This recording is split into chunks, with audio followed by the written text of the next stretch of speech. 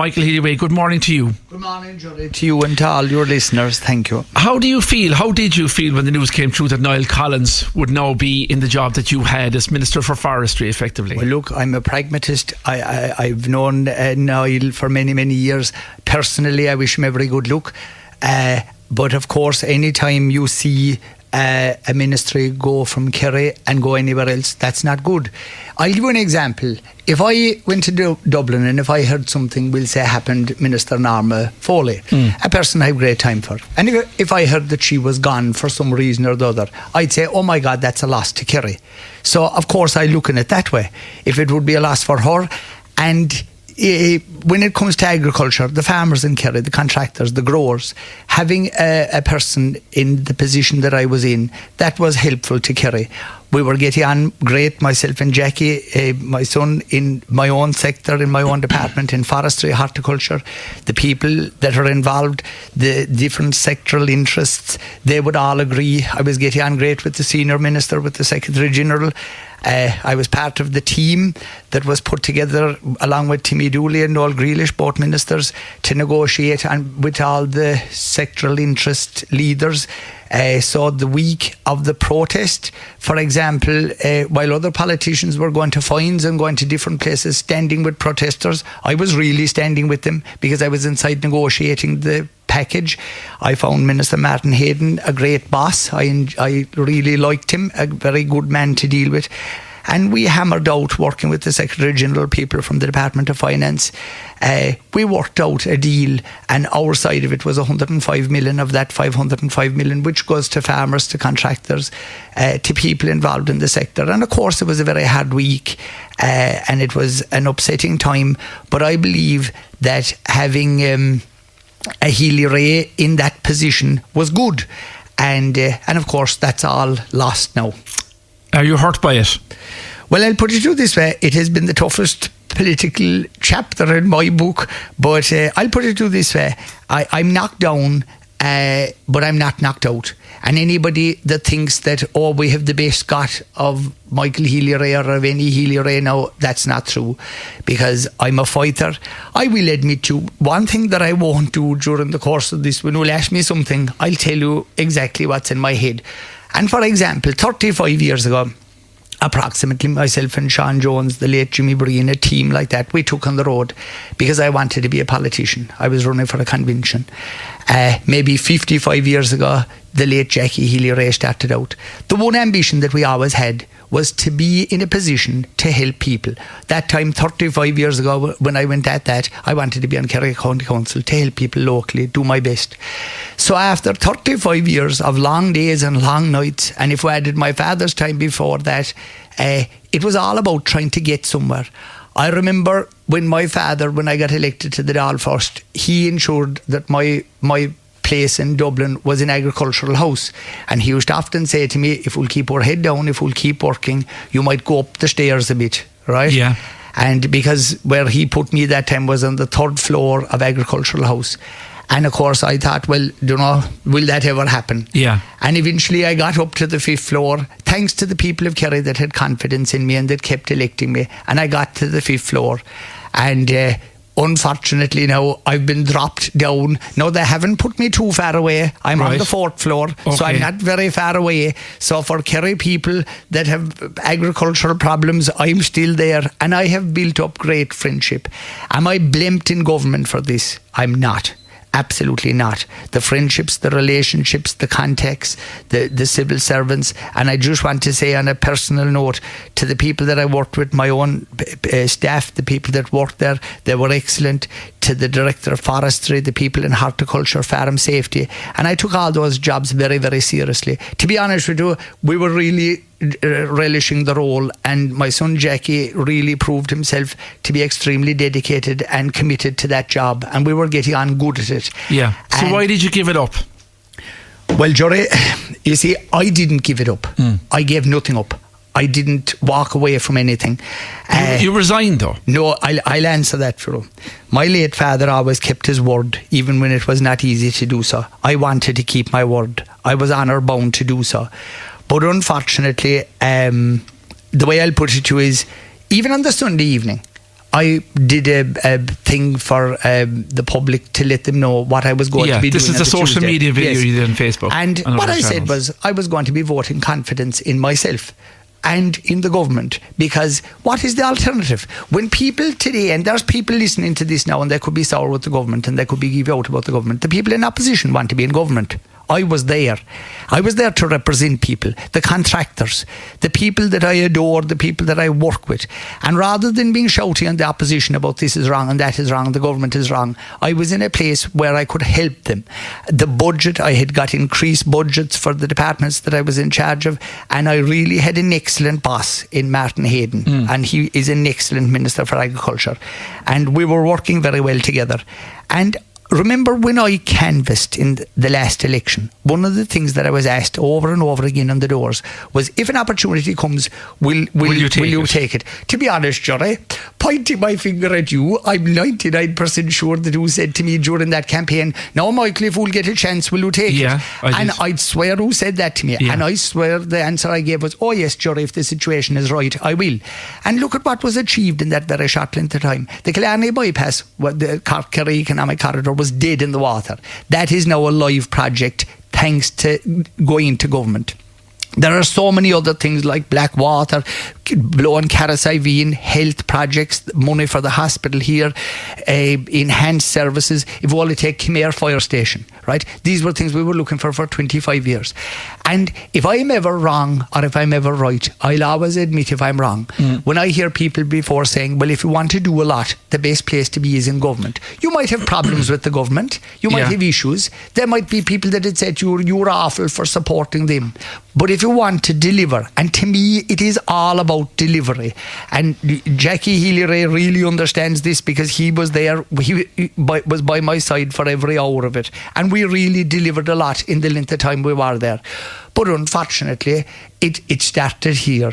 A fire was lit here on the Monday, which I wasn't aware of, and that fire started with yourself, Jerry, right? No fault to you or to this radio station, but that fire started, and that then was something that I tried very, very diligently. I think on that Monday night I landed in Dublin around 4 o'clock in the morning, and I had been trying everything in the world, and I tried vehemently to try and put things right.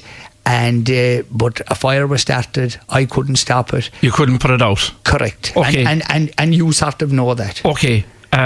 This is a clip. I think this is what you're talking about. This is an interview that was done by Deputy Danny Healy-Rae on this programme on the Monday before the motion of no confidence, which was tabled by Sinn Féin, which you didn't vote with the government, and you left your position as minister as a result. Here's a little bit of what Danny Healy-Rae was calling for. He called for the leadership of both parties to be replaced. Especially me all Martin. And people are outraged with him. And even when the talks were going on... Are you outraged with him? I am outraged with him. I'm outraged with him. And I'll make no bones about it. Because I knew it was going to come to this on the 24th of March. Everything that Neelis O'Connor said there on the today, I said that, and that's 3 weeks ago, or nearly 4 weeks ago now. And I told them that's what's going to happen. To throw 2 cents or 3 cents to bring these people, that was an insult. That was an insult. Answer me this though. You sound like you're going to break with this agreement that you have to support the government, and that you're not going to vote with them in the motion of confidence. Is that right? Would I be right in saying that? Well, do you know what I want right this minute? I certainly want some change at the top. And I'm asking the Fianna Fáil backbenchers and the Fine Gael backbenchers, because I know they're hurting every bit as much as me. And they're being told they know what's happening in the road. It's time for them to shed their leaders and to appoint someone new, because... You're calling for... You want Martin gone, you want Simon Harris gone. No, exactly. There's no two ways. And I certainly don't can't see that Sinn Féin have anything to offer. But I feel with a different change at the top that we could achieve a lot more. That was Danny Healy-Rae speaking to me on the programme on the Monday. You were saying that lit a fire. Was that the end of you as Minister for Agriculture, or did you try to stay in? When those words were issued, That's what cost Kerry a ministry in agriculture. That is an absolute fact. And it is very disappointing. Like I say, if we added all the years and all the work together, that is because it's not the place of an independent to go telling a parliamentary party what they're supposed to do. You can fight and you can argue and you can have your own opinion. But when you belong to a parliamentary party, they're the people that decide who their leaders are. And for an independent, but in particular an independent who had supported, who shook hands with and agreed on a programme for government. And if you'll ask me a question, were the government and are the government being honourable to that deal? Yes, they were. Because if you take, for instance, and I'm not going to go listing off stuff to you, but I mean, if you look at the planning exemptions for modular homes, if you look at the short-term letting, you know the involvement that I had, for example, with the Mercosur agreement and ensuring that the programme for government was held with there, whether it was the nitrates derogation, the work that I did in this. And if you look at the development of the government sectoral plans that was influenced by the independence in government, I mean, the commitments that are there, whether it is the carers, right, whether it is our energy security, I was using every bit of influence I could exert from the role that I was in. Because remember, you were part of a team. But for a person that had agreed to all of that, yeah, to just come on your radio station. And like, you must remember what the late Jackie Healy-Rae went through when he was supporting governments. And I'll remind you, he went and attended meetings where he voted to cut nurses' pay, teachers' pay, money for sectoral interest for, it could have been people with disabilities. But he did so because he had given his word. And all that needed to have happened was to have kept a cool head, to steady the ship, to think of Team Healy-Rae, to think of all the commitment, all the hours, all the days, all the years, all the canvassing, the support that we had from people. And I want to talk about that support, because a Healy-Rae is nothing without the support of the people. And to think that we were in a position, and by just saying those words, that these leaders should go. Number one, it's not a place for an independent. You can have your opinion. You can have your views inside, yes, but you hold the line when you're supporting a government exactly, to deliver for Kerry. And does this mean what you're saying right now, that Team Healy-Rae is over? No, absolutely not. Because I'll word it to you this way. If you want to talk, that's a very fair question to ask, by the way, and you have to ask it. But a lot of soul searching will have to be done by Team Healy-Rae. I will have to ensure that I have people around me all the time that I can rely on, and that I can rely on. Can you rely on Danny? Well, I'll put it to you this way. When there's pressure on in the future, you have to be sure that, to me, the biggest thing I have in this world is my word. Yeah. And I have no denying in the world that I, 2 years ago or whatever it was, I gave my word. I said yes, and I was very adamant, will you keep your word? And I'm telling you here again straight, the biggest thing of all, the biggest capital project ever to come to Kerry is the Killarney bypass. And that would not be, you know what it got the year before, it got zero, the year before it got 100,000, and all of a sudden now it's there, it can't be taken away from us.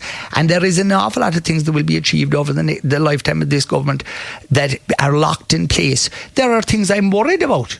Because remember, you do realise that, we'll say nationally, there's a gap of something like 700 million euros. I'm worried now about Kerry, that will we be adversely affected, when cuts will, whether it's and you won't be there because your word was undermined by your brother, who pulled from the deal effectively and called for leadership to be changed. Are you upset by that? Is that what happened? But sure, of course I'm upset. And if you think that I'm going to tell you this morning, oh, jury, I'm perfect. And I thank you, by the way, and I thank the management of this radio station for allowing me a bit of time, because I've no denying in the world, if you asked me to come on the radio but a month ago, I couldn't, or I wouldn't. You weren't because able. I wasn't able. And I've no denying of that. And as we're talking about that, I want to remind people, no matter who you are, or no matter what way you think your head is,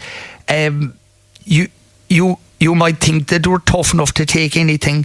Well, I've been through all different types of things in my life, but this did knock me for six. I've no denying of that. And I tell people that if we're upset or if there's things bother you, I tell people today, and this has nothing to do with politics, but if there's things worrying you, talk to people, because it can be very upsetting and it can add load, And but you're asking me about the future. I'll just be careful that in future arrangements, for instance, if my support was wanted by government in the future, do they know that they can trust and rely on me?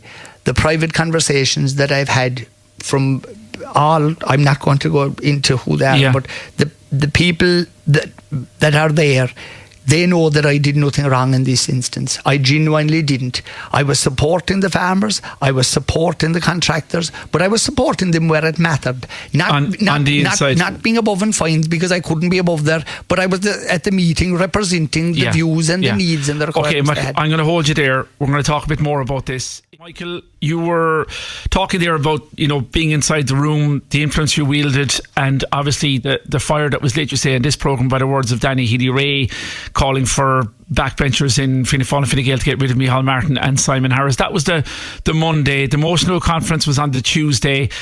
Were you sacked as a result of that? Were you sacked by the government, in effect? Well, I suppose, first of all, you could say I was sacked on Radio Kerry, because that started it. And all I wanted to do at all times was think about County Kerry. I was thinking about all the years that the Healy-Raes had given to get into some position where we could do something. We were finally in that position. All that needed to be done was to have political backbone and to stay on the course and fight from within government to do the best to deliver, because it's all about delivery. Yeah. You can shout, you can roar. And again, I'll repeat one thing I said earlier on. Where do people in opposition want to be? They want to be in government. And the Healy-Raes were finally in government and in a department that I've no denying of. I loved it. I loved agriculture, the sector that I had for myself. And Martin Hayden at all times was my senior boss. But I had a brilliant team around me. I changed the definition of what a farmer was and all of these different practical things that just meant an awful lot. And we were working very well together as a team, along with Noel Grealish and Timmy Dooley. He came down to Kerry, he met the fishermen. I mean, I got him to come down, and one day he met 12 different groups. Like that was the time. You'll be next. There's no. The country, it was widely acknowledged in my own sector, in the department that I had, I was doing better than anyone had ever done there before. And that's not boasting, but sure, I have to tell the facts because everybody else is saying it, so I'm only repeating what the people, whether it was the sawmills, whether it was the wood chipmen, whether it was the farmers themselves, they were all very happy. But losing all of that, Michael, has that meant that now the relationship has changed between you and your brother, and the cooperation you had at a local level here in Kerry, is that now over? Because you're saying some strong things about him this morning. No, but I'm not saying anything strong. All I'm saying is the facts. Yeah, because as you see them. One thing I can't do is I cannot come on your radio station and go before the people and not say anything unless it's truthful. And you know that everything I've said to you today, because it's so all there. Is the political cooperation over between yourself and Danny? No, between Jackie and Maura and Johnny? No, nobody can ever go saying what the future is going to bring. Because it sounds like it is. No, I wouldn't go saying anything like that. What I would say is reliability to me is everything. And he's not reliable. And being able to trust people is very, very important. And you can't trust him now. I'm not saying that. What I'm saying is the facts are what happened. What happened. What will happen in the future? But what I'm trying to find out is what's the consequence of that within the Healy-Raes? Your disappointment, your level of upset, the loss for Kerry, the fact that you were pulled overboard and that you felt he shouldn't have said what he did and did what he did. It forced you into the position of resigning and leaving government and losing all that influence for the county. So is there a consequence within your organisation for that? Well, if you just think about it, and if you think about it intelligently, that interview, what did it achieve? What did it help? What good did it do to anybody? Did it help the farmers? Did it help the contractors? Did it help anybody? It didn't. But what it did do was, the very people that it might have been supposed to help, it hurt them. Because quite simply, they don't have a minister in Kerry anymore to fight on their behalf in that way. Yeah. And I'm not taking from other people or other representatives. But all we have to do now is start again and try and regroup. Like I said to you, the word I'd use is soul searching and just trying to get on. And again, our bosses are the electorate. My bosses are the electorate. There'll be local elections in a number of years' time. There'll be a general election. And people will have to make up their own minds what they're going to do. Yeah. I do hope that this won't damage us with the electorate, that the electorate will see what happened. Do you concede it might damage it with the electorate? Oh, it very well, but it very well could, because do you know whether people agree with you or not? They like to think that you're reliable, and they like to think that when you say something, you'll do it. Because going back to the late Jackie Healy-Rae, he would have had people that mightn't have been happy with him for supporting government, but they knew he wasn't wishy-washy. If you don't stand for something in politics, you'll fall for everything.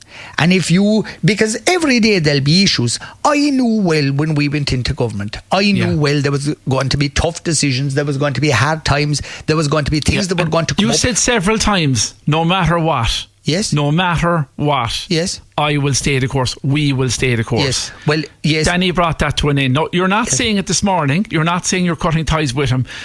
But to me, listeners, it sounds like you are. It sounds like it's over. Nobody can assume or presume anything. But all I will say to you is that I do want to make it quite clear, and the people that I gave my word to, they know that I was put in an impossible situation, and it was the exact same as being thrown into the Atlantic Ocean, and you had no boat, you had no life raft, you had nothing to keep you up, and it was a case of sink. And that, like I say, it's not about me, it's about the people that I was helping. I understand that, and where your upset lies in relation to that. It's about delivery to Kerry. But is it possible you could have voted with the government and forced Micheál Martin to sack you? Or were you told, listen, it's over? The answer I'll give to that, because I don't want to wrong anybody that's not here to talk, right? Government was put in an impossible situation. And is it your view so that they couldn't really accept you voting with them and Danny voting against them? That was the understanding, perhaps? You're in politics a long time yourself, in that you're presenting and you've been involved in it an awful long time. Having a situation where two brothers support the government and then one would say, well, I'm not with you. Not tenable. Well, be fair about it, and think about it. Think of the logic of that. It was a team effort to support the government for the good of County Kerry, and the issue that was there, and again I'm going back to the knowledge that people had about the support package. That was the first or second biggest package in Europe of support. So the government were doing a lot more maybe than people actually thought, whether it was for the marine, the contractors or the farmers. So it wasn't as though, and the public as well, because today the price is reduced. But I mean, and again, on the bigger picture, if anybody in Ireland thinks that this government is going to be able to cushion the country from the effects of a war thousands and thousands of miles away and the Strait of Hormuz closed, and thinking that, we're not going to feel hurt, of course we are. But it was about doing your best. But it was definitely what I would call an overreaction, and I think in 20 years time or in 50 years time, that'll be how it'll be viewed. Looking back, was he not entitled to do what he did? 100%. What would you say to some of his supporters who would have been putting pressure on him, saying, we are not happy, this is not being dealt with, we will go out of business, you have to pull the plug? They don't understand, they're gone arrogant, they're out of touch. Yes, I'll 100% defend the right of a person to come on and break a deal if they want to, if that's what they wanted to do. But number one, I would have liked to know about it. I would have liked to know that interview was going on. I would have liked to know what was going to be said. That's number one. Number two, what you've just said, that people were saying, this government isn't listening, this government. The answer I'll give you to that is, will you please show me the alternative government? There's not going to be an election for another nearly 4 years, right? Or 3.5 years, right? So where is this magic government going to come from that will be led by Sinn Féin? We have the Social Democrats, and I don't want to be personal, but I will be factual, who were anti-farming because they were anti the nitrates derogation, which I and Martin Hayden and others were fighting diligently for, and which we secured. All right? But so are they the alternative government? Just think about it. So when people say, oh, this government aren't listening, who do they want to listen to? People, like I said, that are in opposition, that will just, they have this magic money tree where they say the money will come out of nowhere. Do you know, we'll do this, we'll do that. And sure, every year they bring out an imaginary budget for the last 15 years, and it's made up of magic money where they'll pay everybody everything. Like, taxpayers have to work to make money and then distribute it in the fairest, evenest way we can. When it comes to the carers, I was very diligent in ensuring that in the programme for government, the means testing for that is going to be done away with. There's all these good things that are to come. So and that's whoever all is, gone now. But whoever is in government, there's going to be unpopular things. And that's what we have to realise. Let me ask you this: the next election, whether it's the local or whether it's the national election, there's some discussion perhaps maybe with population increases and all of that, not guaranteed that Kerry might go back to one constituency with 6 TDs, or if it even stays as 2 constituencies, will that level of cooperation be gone? Will Jackie Healy-Rae run in that election? Will you run in the same constituency if it is split, if it is back into one as your brother, and compete in the same areas for votes, that the cooperation is over from that point of view? You're just after saying it yourself. Nobody knows what way the studies. But I'm trying to understand where things stand. Well, that's when the rubber hits the road. Well, what we're trying to do there then is look into the future, and I know for a fact I can't look into the future, because if I could, I would have seen this bus coming and I would avoid getting knocked over by it, because I'd have done something different. I'd have, if I could see into the future. Okay. But I can't. Are you communicating with Danny Healy-Rae? He didn't communicate with you. He didn't tell you about that interview and what he was going to say and light that fire. Are you in communication with him now, or is that all over? No. Of course we'd be in communication, but the way I'll word it. Does he know you're here this morning?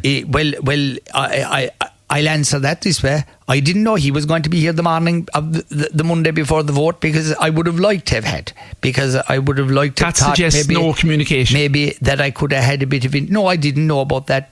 And he didn't know about this morning either. And so that suggests no communication between ye. No, there is cooperation. No, there is communication, but all I can tell you is what happened has happened.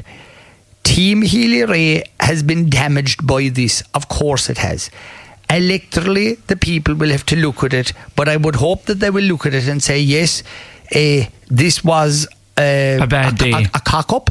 But I suppose every crowd that are in politics, and if we go back to say 1970, that's 56 years ago. Out of all that time, things will go right, things will go wrong.